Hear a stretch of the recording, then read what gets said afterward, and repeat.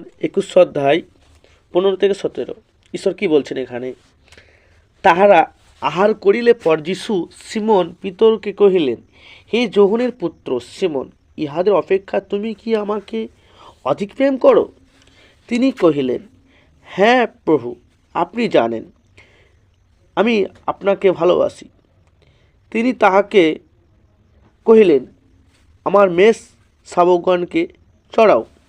পরে তিনি দ্বিতীয়বার তাহাকে কহিলেন, হে যোহনের পুত্র সিমন, তুমি কি আমাকে প্রেম করো? তিনি কহিলেন, হ্যাঁ প্রভু, আপনি জানেন আমি আপনাকে ভালোবাসি।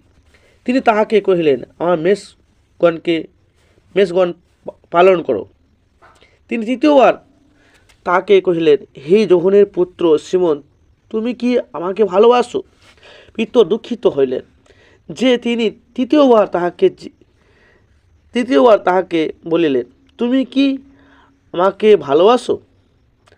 আর তিনি তাহাকে কহিলেন, প্রভু, আপনি সকলেই জানেন, আপনি জ্ঞাত আছেন যে আমি আপনাকে ভালোবাসি। যিশু তাহাকে কহিলেন, আমার মেষগণকে চড়াও। সত্যি আমরা অনেকেই ঈশ্বরকে ভালোবাসি এবং প্রেম করি, আর বিশ্বাস অবশ্যই রেখেছি বা বিশ্বাস করি আমরা প্রত্যেকেই যারা যিশুকে জেনেছি। তো সত্য ঈশ্বর এখানে কি বলতে চাইছেন তার বাক্যে, যে আমরা ঈশ্বরকে জেনেছি ঠিক, খুব সুন্দর বিষয়। আপনি জানেন, আপনার অবশ্যই জানা দরকার যিশু কে আছেন আর যিশু আমাদেরকে নিয়ে কী করতে চান। তো এখানে তিনি কি বলছেন, মেষ চড়ানোর বিষয়টা তিনি কি বলতে চাইছেন, যে আমাদের শুধু সংসারটা ঠিকঠাক চললেই হবে, আমার জীবনটা ঠিকঠাক চললেই হবে, এভাবে চলে গেলে আমাদের দিনগুলো চলে গেলে কি আমরা কি সেই ঈশ্বরের কাছে অনন্ত জীবন অধিকারী হতে পারবো, আমরা স্বর্গরাজ্যের লোক হতে পারবো?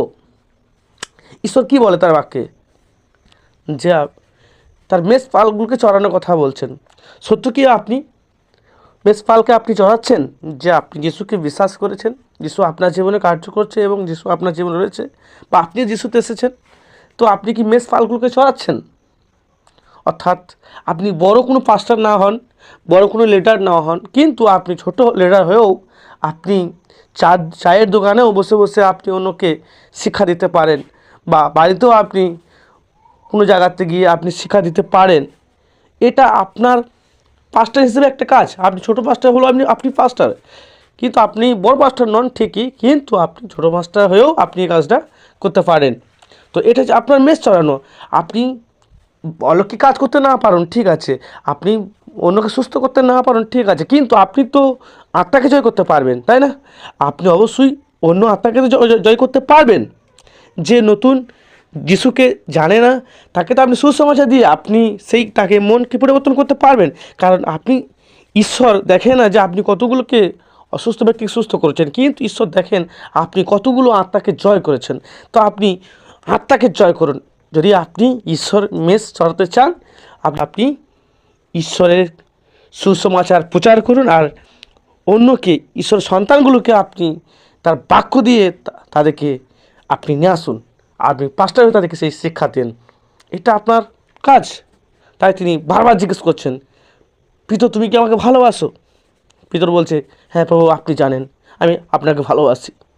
তো সত্য, আপনি এই ধরনের যদি ঈশ্বরকে ভালোবাসেন, তাহলে অবশ্যই আপনি মেষপালক হয়ে আপনি মেষপালক, অর্থাৎ আপনি সেই মেষ চড়ানোর ঈশ্বরের সন্তান, এবং আপনি সেই পাস্টার হন, ছোট হন, কিন্তু লোক না জানে আপনি বড় পাস্টার, কিন্তু আপনি শিক্ষা দিচ্ছেন মানে একটা ছোট পাস্টার, ঠিক আছে, কিন্তু আপনাকে এটা করা অবশ্যই দরকার। আর এখান থেকে আপনি ঈশ্বর আশীর্বাদ পাবেন এবং আপনিও আনন্দিত হবেন, এবং সেই আত্মা জয় হলে আপনি ঈশ্বর রাজ্যে প্রচুর পুরস্কার পাবেন। থ্যাংক ইউ, ধন্যবাদ।